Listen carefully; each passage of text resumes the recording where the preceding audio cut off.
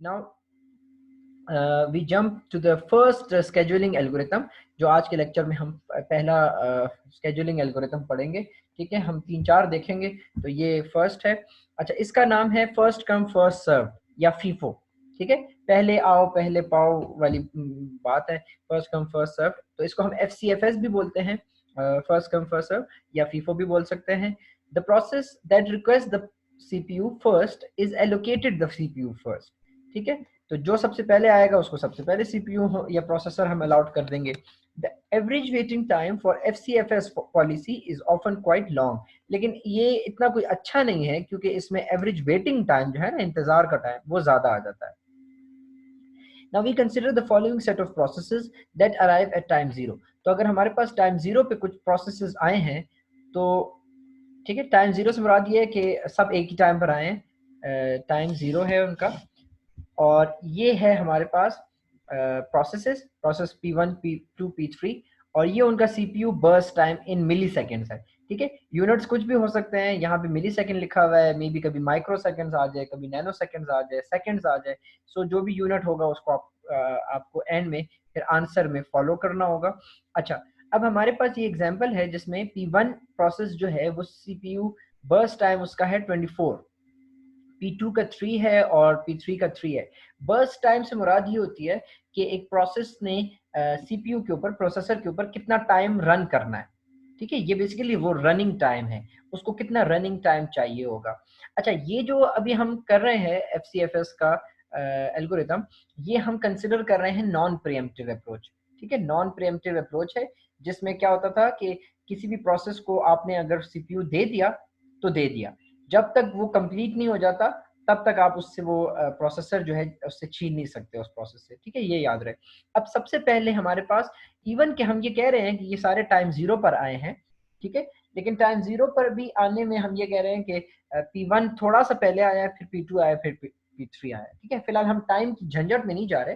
ये कुछ ऐसे ही है कि जैसे किसी टीचर के ऑफिस में जो है 3 स्टूडेंट्स आए, और जैसे दरवाजा खुले तो एक स्टूडेंट एंटर हो, उसी के साथ एकदम दूसरा आ जाए, एकदम तीसरा आ जाए। ठीक है, तो मैं कंसिडर कर सकता हूँ कि ये तीनों टाइम जीरो पर ही आए हैं, मतलब नेग्लिजिबल डिफरेंस है तीनों के टाइम में, लेकिन स्टिल एक हल्का सा वो ही है कि एक पहले आया, फिर एक दूसरा उसके बाद में आया, तीसरा उसके फौरन बाद आया। ठीक है, तो टाइम वाइज मैं उसको टाइम जीरो कंसिडर कर सकता हूँ, बट स्टिल एक ऑर्डर है। ठीक है, एक मेरे पास एक ऑर्डर है, तो ये वही वो ऑर्डर है कि P1 थोड़ा सा पहले आया, फिर P2 आया, फिर P3 आया, लेकिन ओवरऑल नेग्लिजिबल डिफरेंस है उनका, मतलब हाफ अ सेकेंड डिफरेंस है या समथिंग लाइक दैट। सो जिसको हम निगेट कर सकते हैं। Now suppose that processes arrive in the order P1 P2 P3। ठीक है, तो हमारे पास क्या है कि हम सबसे पहले P1, क्योंकि ये first come first serve algorithm है, तो सबसे पहले हम P1 को चला लेंगे। अब P1 को हम कितना चलाएंगे, 0 से 24, तो 0 से 24 मिली सेकेंड जो है वो P1 चल जाएगा ऑन द प्रोसेसर। और फिर उसके बाद P2 है, वो 3 मिली सेकेंड्स के लिए चलेगा, तो 24 से हम 25 26 27, तो 27 तक चल जाएंगे। और फिर P3 जो है वो 27 से 30, सो दैट विल बी 28 29 30। अच्छा, ये जो चीज़, ये जो हमने ये डायग्राम सी बनाई है, इसको बेसिकली गैंट चार्ट बोलते हैं।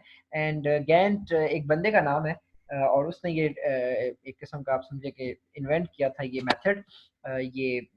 ठीक है, ये टाइमलाइन का सिस्टम है। ये गैंट चार्ट जो होता है डिफरेंट चीज़ों में यूज़ किया जाता है, और भी बहुत सी चीज़ों में यूज़ किया जाता है, सिर्फ यहाँ पे नहीं। सो याद रहे कि ये जो एक किस्म का आपका एक्स एक्सिस है, ये नीचे ये टाइम है। ठीक है, तो 0 से 24 तक हम जाएंगे, फिर P2 को 3 मिली सेकेंड्स चाहिए, तो हम 25 26 27 तक आ जाएंगे। ठीक है, क्योंकि 3 है। फिर सिमिलरली ये भी यहाँ पे हमारी इस एग्जांपल के मुताबिक 3 है, तो हम 27 से 30 पे पहुंच जाएंगे। अब यहाँ पे अगर हम वेटिंग टाइम की बात करें, तो इनिशियली P1 आया 0 पर और चल गया प्रोसेसर के ऊपर, तो उसने वेट कितना किया, कुछ भी नहीं। ठीक है, waiting time for P1 is 0। तो क्योंकि P1 पे वो 0 पर ही आया था और 0 पर ही वो चल गया, तो ये P1 का टाइम हो जाएगा 0। अब P2 को देखें, P2 जो है वो आया तो 0 पे था, क्योंकि हमने नेग्लिजिबल उनका कर दिया था। ठीक है, इनिशियली हमने कह दिया था कि दे अराइव्ड एट टाइम 0। सो लेकिन उसने वेट कितना किया, उसने जी 24 मिली सेकेंड्स वेट किया। कैसे पता चला हमें, क्योंकि आप ये देख सकते हैं कि 0 से 24 मिली सेकेंड्स तक कौन रन हो रहा था, P1। और उस दौरानिए में, उस ड्यूरेशन में P2 क्या कर रहा था, जाहिर है अपनी बारी का आने का इंतजार कर रहा था, वेट कर रहा था। तो P2 ने कितना वेट किया जी, 24 मिली सेकेंड्स वेट किया। फिर P3 ने कितना वेट किया, अकॉर्डिंगली वही जिस तरह मैंने P2 का बताया इसी तरह P3 का आप देखें तो 27, क्योंकि 0 से 24 तक P1 रन हुआ, 24 से 27 तक जो 3 मिली सेकेंड वो P2 रन होता रहा। तो P3 बेचारा क्या कर रहा था, इस सारे टाइम पे वेट कर रहा था। तो P3 का वेटिंग टाइम हो गया 27। अब अगर मैं इन तीनों का एवरेज ले लूं, और आपको पता है एवरेज कैसे लेते हैं, तीनों वैल्यूज को ऐड करें डिवाइडेड बाय 3, ठीक है, क्योंकि यहाँ पे 3 है, अगर 5 होते तो 5 से डिवाइड करते। सो 024 प्लस 27 डिवाइडेड बाय 3, तो 51, और 51 डिवाइडेड बाय 3 17। तो 17 मिली सेकेंड्स जो है ये हमारे पास रिजल्ट है। तो यहाँ पे इस एग्जाम्पल में हमारे पास वेटिंग टाइम जो आया है वो 17 मिली सेकेंड्स पर प्रोसेस आया है, जो कि बहुत ज़्यादा है, ठीक है, काफ़ी ज़्यादा जो है वेट है। अब हम आगे बढ़ते हैं और इसमें हम क्या करते हैं कि अगली एग्जाम्पल में क्या करते हैं कि वैल्यूज वही रहने देते हैं, ठीक है, सिर्फ ऑर्डर बदल देते हैं। हम इमेजिन करते हैं कि पहले P2 आया, फिर P3 आया, फिर P1 आया, ठीक है, सिर्फ इसके हमने ऑर्डर बदल दिया। जस्ट इमेजिन करें कि पहले P2 आया है, फिर P3 है, फिर P1 है, ठीक है। तो क्या होगा कि हम सबसे पहले P2 को रन करेंगे। P2 का टाइम कितना था, 3, ठीक है, आप प्रीवियस एग्जाम्पल में देख सकते हैं कि P2 का टाइम था 3, P3 का 3 और P1 का 24। तो ये वैल्यूज याद रखें। अच्छा, सो सबसे पहले P2 रन हो जाएगा 0 से 3 तक, फिर हमारे पास P3 रन होगा 3 to 6 तक, क्योंकि उसका भी टाइम 3 है। फिर उसके बाद आखिर में अगर P1 आया है तो उसका 6 to 30, तो 24। तो टोटल टाइम उधर भी 30 था, टोटल टाइम इधर भी 30 है, ठीक है, चीज़ वही है। लेकिन अब हम वेटिंग टाइम निकालते हैं तीनों का। तो अगर हम P1 का वेटिंग टाइम निकालें तो P1 का वेटिंग टाइम है 6, क्योंकि P1 बाद में रन हुआ है, तो पहले P2 P3 रन हो गए, उसके बाद 6 आ रहा है, तो उसका वेटिंग टाइम 6 हो गया, ठीक है। P2 जो है वो 0 पे रन हुआ और 0 पर ही आया था, तो उसका वेटिंग टाइम 0 है इस एग्जाम्पल में। और P3 का वेटिंग टाइम जो है वो 3 हो जाएगा। तो ये हमारे पास हो गया। फिर हम इनकी एवरेज कर लेते हैं, तो 6 + 3 9 divided by 3, so 3 millisecond. अब आप देख सकते हैं कि जस्ट ऑर्डर बदलने पे क्या हुआ है कि पिछली एग्जाम्पल का आंसर था 17 मिली सेकेंड्स और इसका है 3 मिली सेकेंड्स। तो जाहिर है 3 milliseconds is better than 17 millisecond, मतलब ये कम टाइम आया है और इंतजार इसमें कम है। इस एग्जाम्पल में इंतजार जो है, वेटिंग टाइम जो है वो कम है, ठीक है। तो यही हमें चाहिए और हम चाहते हैं कि मिनिमम वेटिंग टाइम हो, ठीक है, जैसे कि हमने पीछे स्लाइड्स में देखा कि वेटिंग टाइम जो है उसको कम से कम होना चाहिए, मिनिमम होना चाहिए। So this is much better, this example or this case is better than the previous case where we had a convoy effect. अच्छा, पिछली जो एग्जांपल थी ना उसमें हमारे पास कॉन्वॉय इफेक्ट आ रहा है। What is a convoy effect, short process behind long process. देखिए इसमें हो रहा ये था, ये प्रीवियस एग्जांपल, इसमें हो रहा ये था कि short process behind a long process, पहले लॉन्ग प्रोसेस आ गया और उसके बाद फिर शॉर्ट प्रोसेसेस हैं। सो हो रहा ये है कि ये इसको कॉन्वॉय कहते हैं।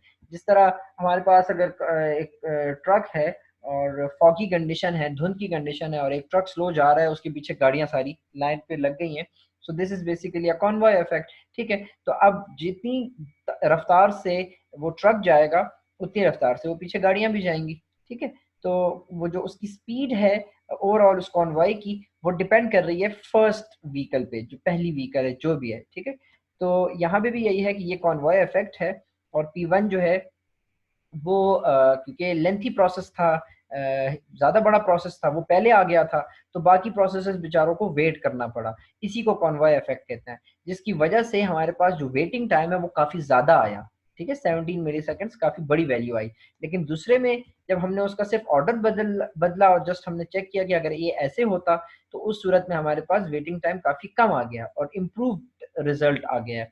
आपको आइडिया हो गया कि ये अभी हमने एक एल्गोरिथम पढ़ लिया है which was FCFS, and that was a non pre-emptive approach, ठीक है, जिसमें हमने प्रोसेसर जो है एक प्रोसेस को जब दे दिया तो उससे छीना नहीं। तो दैट्स इट, इसको फिर बाद में देख लेंगे इंशाल्लाह। ओके जी, अल्लाह हाफिज़।